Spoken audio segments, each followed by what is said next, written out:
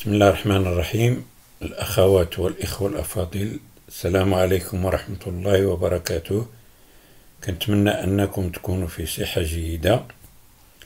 موضوع الدرس ديال اليوم إن شاء الله هو حول المنظومة الصحية، مفاهيم عامة، وكذلك المنظومة الصحية الوطنية، مكوناتها، مرتكزاتها ومبادئها، وكذلك تنظيمها.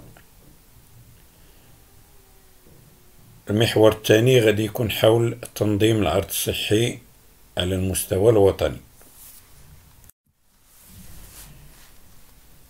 Bonjour tout le monde. Donc le cours il sera scindé en trois parties: des généralités, des définitions autour du système de santé, les composantes d'un système de santé selon le modèle de l'Organisation mondiale de la santé, et aussi les objectifs et les fonctions d'un système de santé. Par la suite, on va voir le système de santé au Maroc, quelles sont ses composantes, ses principes, aussi son organisation. Enfin, on va voir l'offre de soins au Maroc, le contenu de l'offre de soins, l'organisation de l'offre de soins et les outils de planification et d'organisation de l'offre de soins. Alors, comme nous avons déjà vu dans la thématique santé publique, en ce qui concerne la définition des concepts, nous avons vu que la santé, c'est un état de complet bien-être physique, mental et social. Il ne consiste pas seulement en l'absence de maladie ou d'infirmité. Bien sûr, cette définition elle a été inscrite dans le préambule 1 de 1946 à la Constitution de l'Organisation mondiale de la santé. Cette définition de l'OMS n'a pas été modifiée depuis 1946. Il implique que tous les besoins fondamentaux de la personne soient satisfaits, qu'ils soient des besoins affectifs, sanitaires, nutritionnels, sociaux ou culturels, et aussi du stade de l'embryon, voire des gamètes à celui de la personne âgée. Bien sûr, nous avons déjà vu ce que c'est que la santé publique. Donc, c'est la science et l'art de prévenir les maladies, de prolonger la vie et d'améliorer la santé physique et mentale, soit au niveau individuel et collectif. Donc, nous avons déjà vu quelles sont les activités de santé publique et quelles sont les fonctions essentielles de santé publique selon, bien sûr, la vision de l'Organisation mondiale de la santé.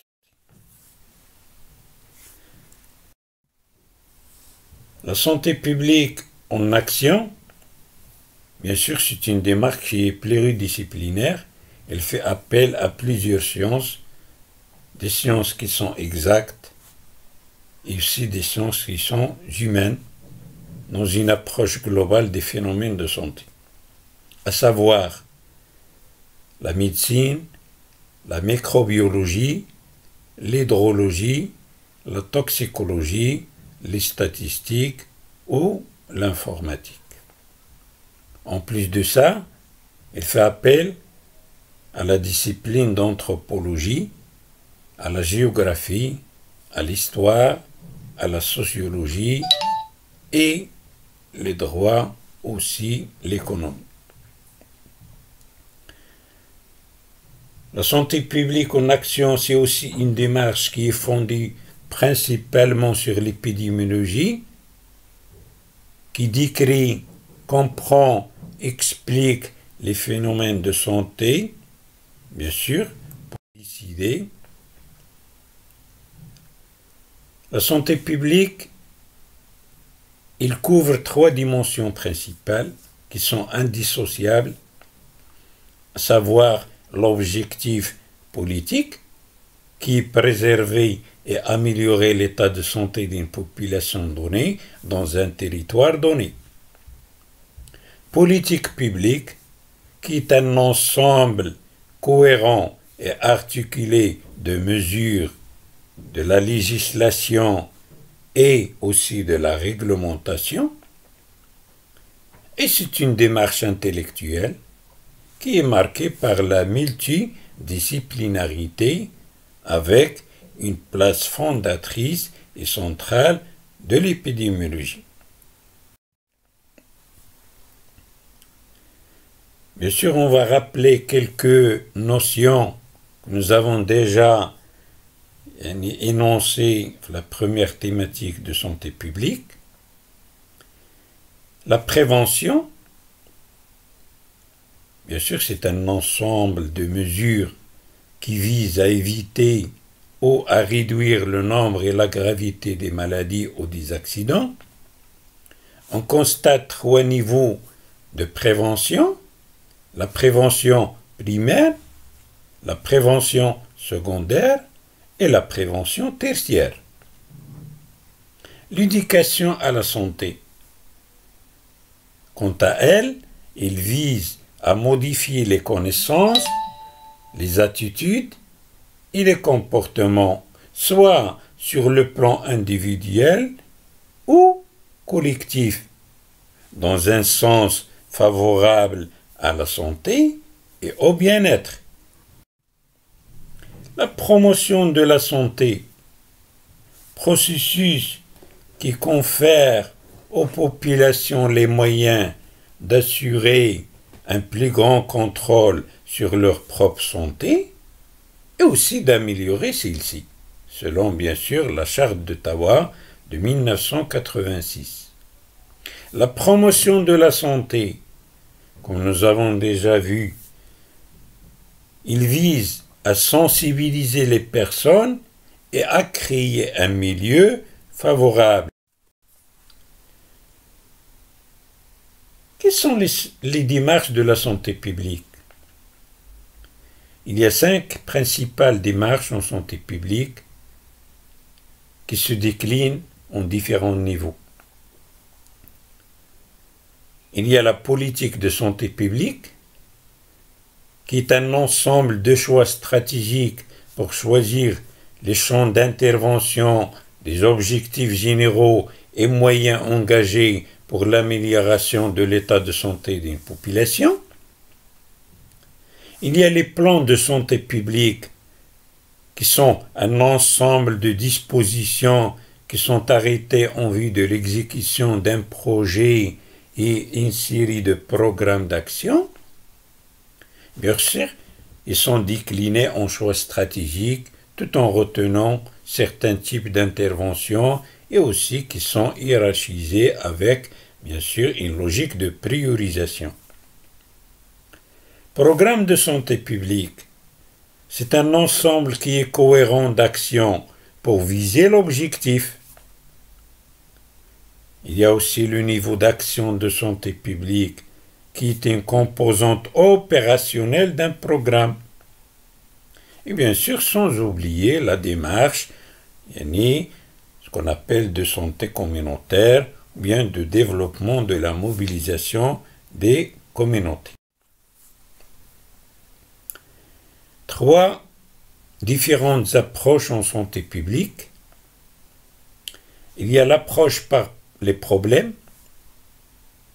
Bien sûr, on se base principalement sur des études épidémiologiques tout en connaissant les facteurs de risque et tout en mettant, bien sûr, des mesures ou bien un ensemble de mesures qui touchent principalement à la prévention et aussi à la promotion de la santé, tout en se focalisant sur la modification des comportements individuels ou collectifs. L'approche par les populations à risque, cette approche, elle établit un lien entre les populations et le comportement, ainsi que les conditions d'existence et les comportements en tant que déterminants de la santé. Il cible principalement les populations qui sont vulnérables, exemple les sans domicile fixe, les migrants, les personnes âgées ou autres. L'approche par les déterminants de la santé, il vise principalement à changer le comportement de façon durable et qui nécessite que l'environnement y soit favorable pour exercer physiquement et qu'il y ait lieu au faire. Cette approche aussi permet d'établir des programmes en amont, bien sûr des programmes intersectoriels, avec des politiques publiques favorables à la santé, et aussi la participation citoyenne active. Qu'est-ce qu'un système de santé? Un système de santé, il englobe l'ensemble des organisations, l'ensemble des institutions et l'ensemble des ressources dont le but est d'améliorer la santé. La plupart des systèmes de santé nationaux sont composés d'un secteur public, d'un secteur privé, d'un secteur traditionnel et d'un secteur informel plutôt. Donc c'est un secteur qui n'est pas réglementé. Les systèmes de santé, ils remplissent principalement 4 fonctions essentielles: la prestation de services, la création de ressources, le financement et la gestion administrative. Bien sûr, selon le modèle de l'Organisation mondiale de la santé. Le système national de santé se définit comme l'ensemble des ressources humaines, matérielles, financières, ainsi que les institutions et les activités qui sont destinées à la promotion de la santé, à la protection de la santé, à la restauration et à la réhabilitation de la santé de la population. Quels sont les composants d'un système de santé d'une manière générale? Selon le modèle de l'Organisation mondiale de la santé, un système de santé, il est composé d'une structure organisationnelle, des prestations des services, des ressources humaines pour la santé, le financement et les systèmes d'assurance, les systèmes d'information sur la santé, l'achat logistique et les systèmes d'approvisionnement, et enfin la recherche sur les systèmes de santé.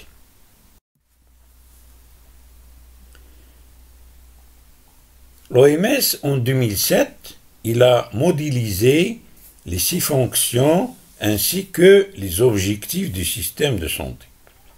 On constate que le système de santé, selon ce modèle, il a 6 fonctions, à savoir la prestation des services, les ressources humaines, l'information, médicaments, vaccins et technologies, le financement, l'administration générale et la gouvernance. En termes d'objectifs ou résultats, un système de santé doit améliorer la santé de la population, ça veut dire en termes de niveau de santé, et aussi en termes d'équité de santé.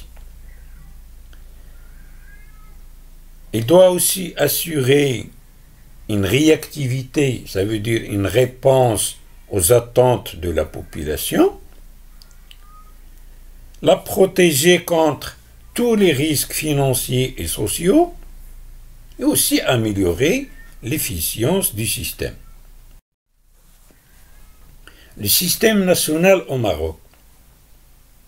Selon la loi cadre numéro 34/09 relative au système de santé et à l'offre de soins, dans son article 1er, le système de santé, il est constitué de l'ensemble des institutions, de l'ensemble des ressources et de l'ensemble des actions organisées pour la réalisation des objectifs fondamentaux de santé.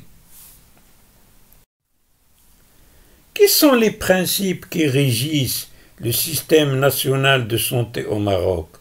Selon la même loi, dans son article 2, la solidarité et la responsabilisation de la population dans la prévention, la conservation et la restauration de la santé, l'égalité d'accès aux soins et services de santé, l'équité dans la répartition spatiale des ressources sanitaires, ça veut dire de l'offre de soins, la complémentarité intersectorielle, principalement entre le secteur public et le secteur privé, l'adoption de l'approche genre en matière de services de santé. Bien sûr, la mise en œuvre de ces principes, il incombe principalement à l'État. Quelles sont les responsabilités de l'État en matière de santé ou dans la réalisation des objectifs de santé? Selon la même loi, dans son article 3, les actions de l'État en matière de santé, ils portent sur le domaine de prévention contre les risques menaçant la santé, l'éducation pour la santé, de promotion de modes de vie sains, de contrôle sanitaire et de prestation des soins préventifs, curatifs ou palliatifs et aussi de réhabilitation. Ils peuvent concerner des individus ou des groupes d'individus et peuvent être sectoriels ou intersectoriels. Aussi, l'article 5, il précise que les collectivités locales, les organisations professionnelles et les associations œuvrant dans le domaine de la santé et de la préservation de l'environnement, ils doivent contribuer avec l'État à la réalisation des objectifs et des actions de santé.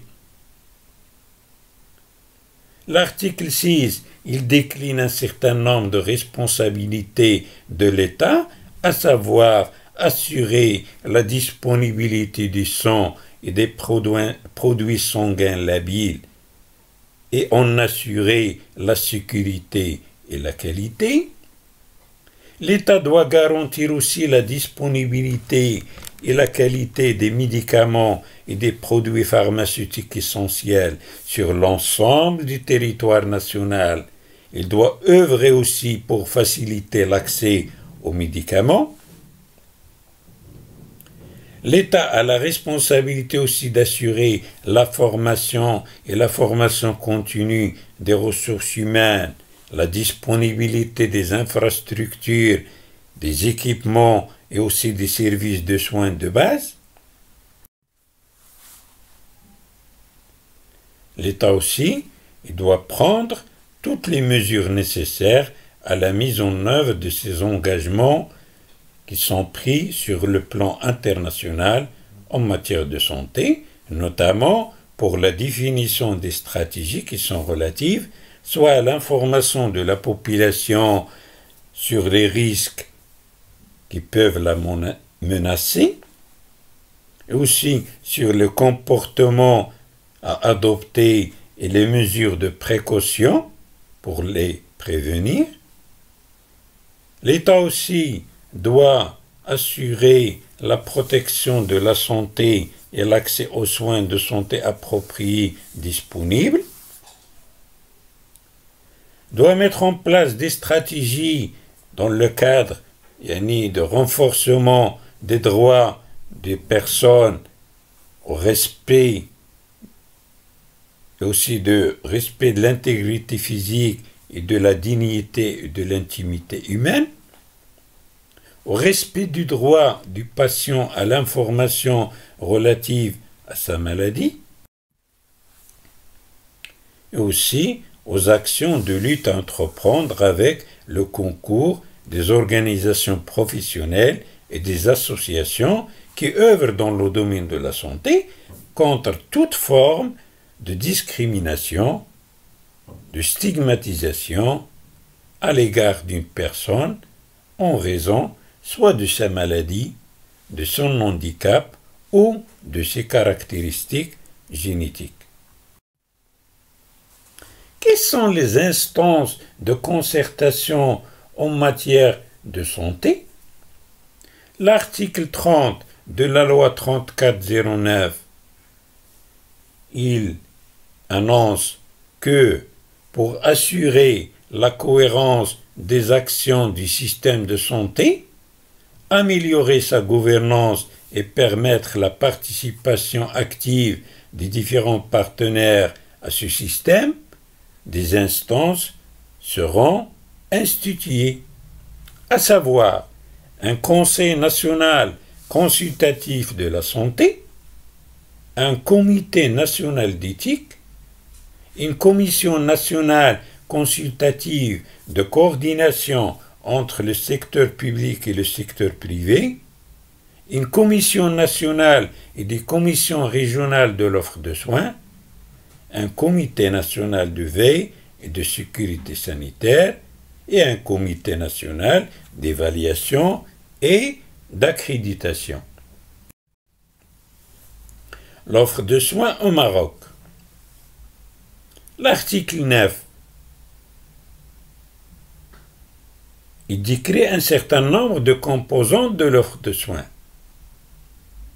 L'offre de soins, il est composée, en plus des ressources humaines, de l'ensemble des infrastructures sanitaires relevant du secteur public et aussi du secteur privé, et de toute autre installation de santé fixe ou mobile, ainsi que les moyens mis en œuvre pour produire des prestations de soins et de services, en réponse bien sûr aux besoins de santé des individus, des familles et des collectivités.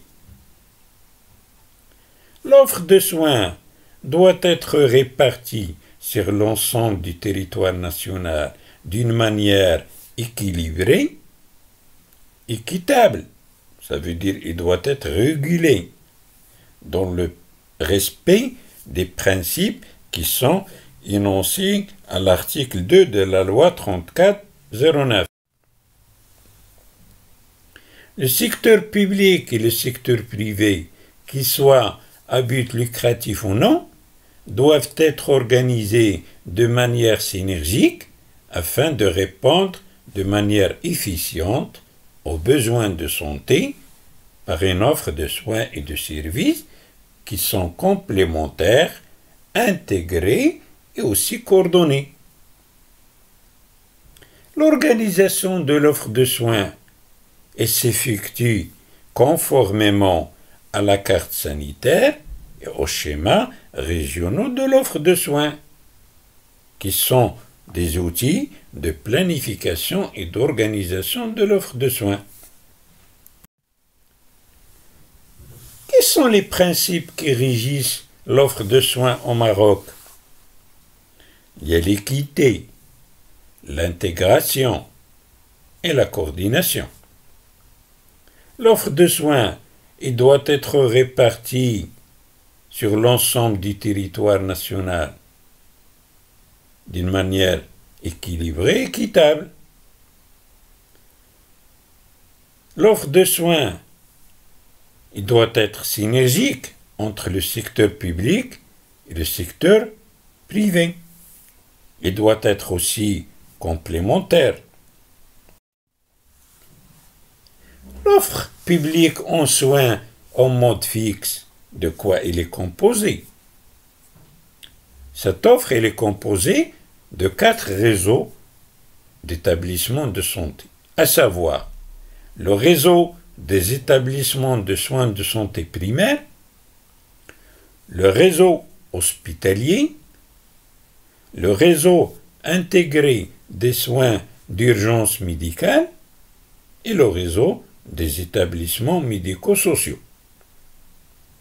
L'offre publique en soins de soins comprend en outre des structures spécialisées d'appui aux différents réseaux, ainsi que des installations de santé mobiles. L'offre privée de soins en mode fixe, bien sûr, elle est composée d'un certain nombre d'établissements de santé, bien sûr, dont la liste est mentionnée à l'article 14 de la loi 4, numéro 3409. À titre d'exemple, les cabinets médicaux de médecine générale aux 2 spécialités, les cabinets de radiologie et d'imagerie médicale, les installations d'assistance médicale urgente, les cabinets de médecine dentaire, ainsi de suite. L'offre de soins en mode mobile. Les établissements de santé publics et privés peuvent dispenser, outre les prestations rendues en mode fixe, d'autres prestations de soins et services en mode mobile, pour répondre aux besoins de la population au moyen des visites à domicile, des unités médicales mobiles, des caravanes médicales spécialisées et aussi des hôpitaux mobiles. Les établissements de santé. On entend par établissement de santé, au sens de la présente loi 4, numéro 3409, les divers établissements de santé, quel que soit leur statut, organisés en vue de participer à l'offre de soins. Les établissements de santé publics et privés, ils assurent chacun, selon son objet, des prestations de prévention, de diagnostic, de soins ou de réadaptation nécessitant ou non une hospitalisation. En fonction de son objet, chaque établissement de santé doit s'organiser pour assurer, conformément aux dispositions législatives et réglementaires qui lui sont spécifiques, la meilleure sécurité possible aux patients et les accueillir dans des conditions adaptées à leur état de santé, éventuellement en urgence, ou de le référer, le cas échéant, vers l'établissement de santé qui est approprié.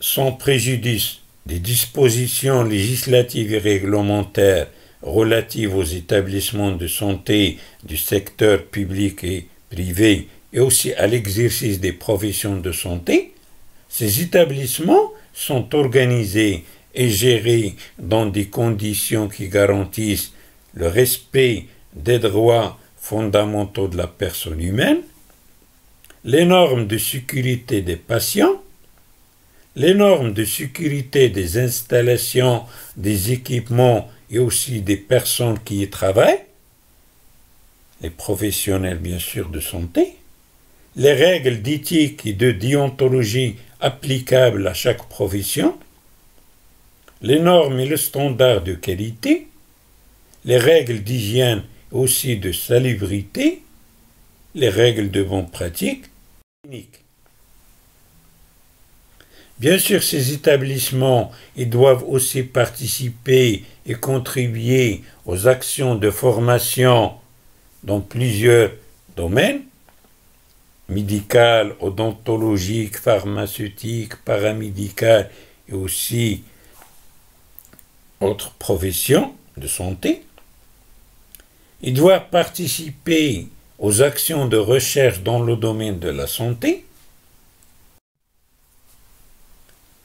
Aussi, doivent tisser, bien sûr, une coordination, bien sûr, entre les secteurs publics, aussi les secteurs privés, et à tous les niveaux, dans le cadre d'une complémentarité intersectorielle.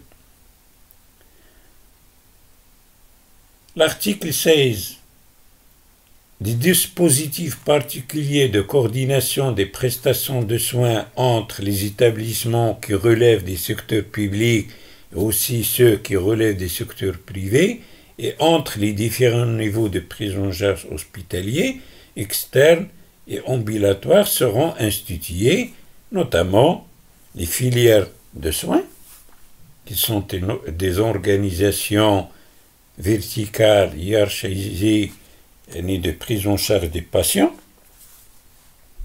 des réseaux coordonnés de soins qui sont des organisations non hiérarchisées et horizontales, et bien sûr des systèmes de régulation des services d'assistance médicale urgente dans le cadre bien sûr des réseaux intégrés des soins d'urgence médicale. Le réseau des établissements de soins de santé primaires, bien sûr, il est composé des centres de santé de premier niveau, de deuxième niveau, qu'ils soient en milieu urbain ou en milieu rural,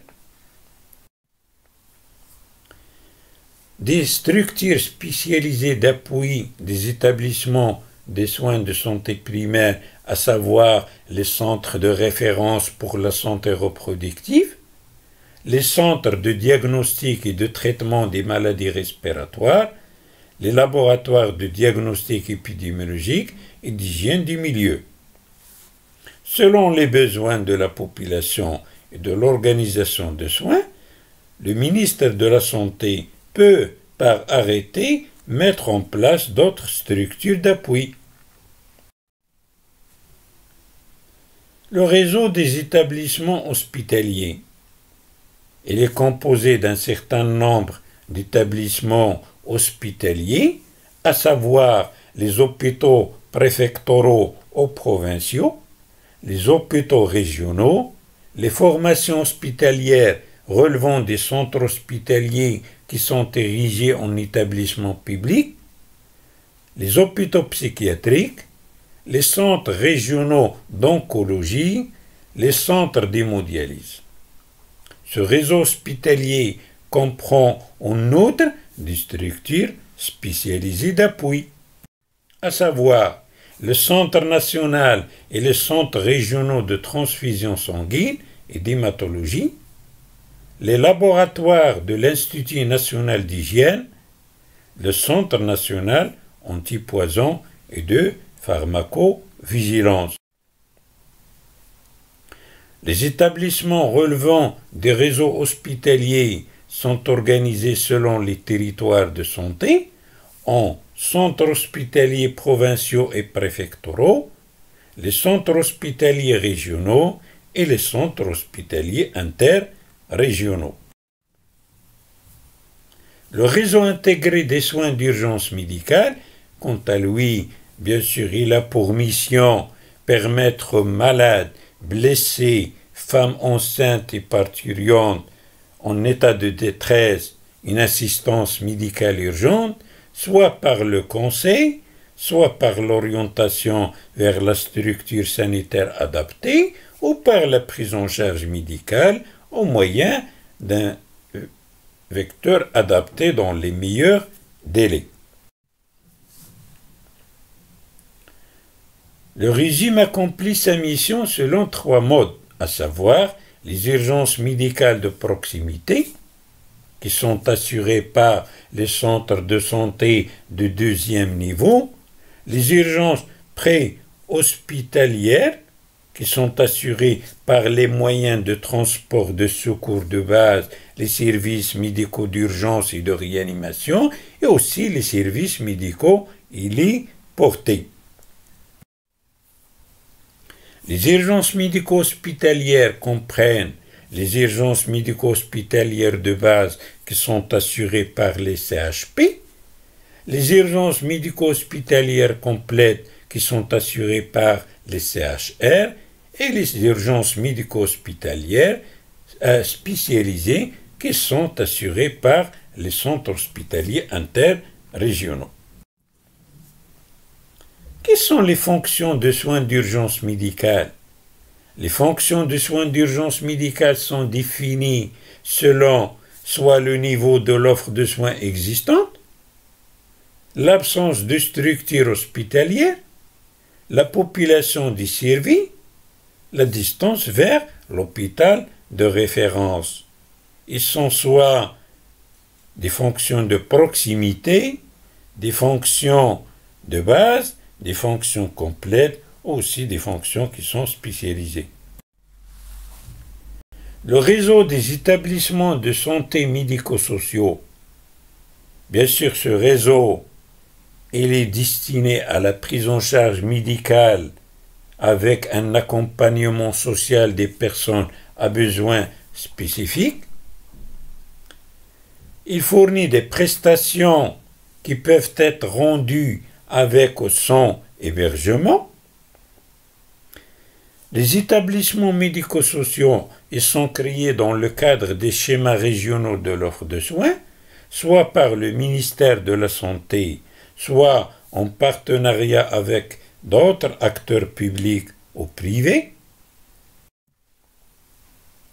Le réseau des établissements médico-sociaux est composé d'un certain nombre d'établissements, à savoir les centres dits espaces santé jeunes, les centres de rééducation physique, d'orthopsie et d'orthophonie, les centres d'appareillage orthopédique, les centres d'addictologie, les centres médicaux universitaires et les centres de soins palliatifs. La carte sanitaire et les schémas régionaux de l'offre de soins. Ces deux outils, ils ont pour objet de prévoir et de susciter les évolutions nécessaires de l'offre de soins à la fois publique et privée, en vue de satisfaire d'une manière optimale les besoins en soins et services de santé de la population, réaliser l'harmonie et l'équité dans la répartition spatiale des ressources sanitaires, qu'elles soient matérielles humaines, et aussi de corriger les déséquilibres régionaux et intrarégionaux et maîtriser la croissance de l'offre. La carte sanitaire est définie au niveau national et régional un certain nombre de composantes de l'offre, notamment les types d'infrastructures et installations sanitaires, les normes et les modalités de leur implantation à l'échelon territorial. Il est établi par l'administration centrale après avis de la Commission nationale de l'offre de soins. Pour une durée maximale de 10 ans, il doit être évalué tous les 5 ans et révisé le cas échéant conformément à la même procédure en cas de changement majeur des données ayant servi à son élaboration. Le schéma régional de l'offre de soins, aussi, c'est un outil de planification et d'organisation de l'offre de soins au niveau régional. Il détermine par préfecture aux provinces eu égard de la carte sanitaire et en fonction des découpages sanitaires intrarégionaux et sur la base de l'analyse des besoins, l'inventaire de l'infrastructure sanitaire existante au niveau de la région et la projection future des établissements de santé, des lits et places, des spécialités, des installations fixes et mobiles publiques et privées, ainsi que des équipements lourds et leur répartition sur le plan territorial régional. Aussi, la répartition territoriale et les projections des effectifs en termes de ressources humaines.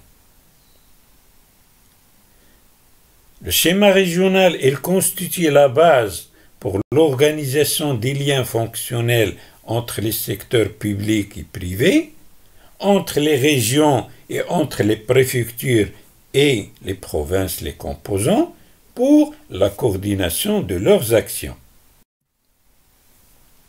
Le schéma régional de l'offre de soins sera établi par la direction régionale de la santé concernée pour une période de 5 ans après avis de la commission régionale de l'offre de soins compétente.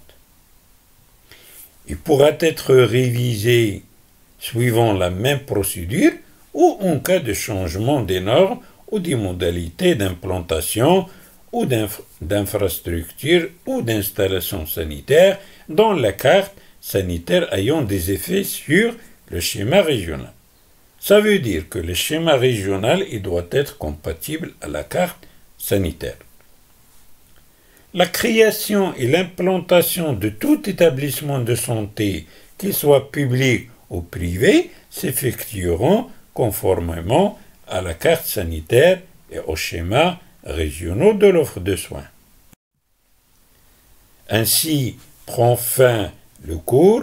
Merci pour votre attention.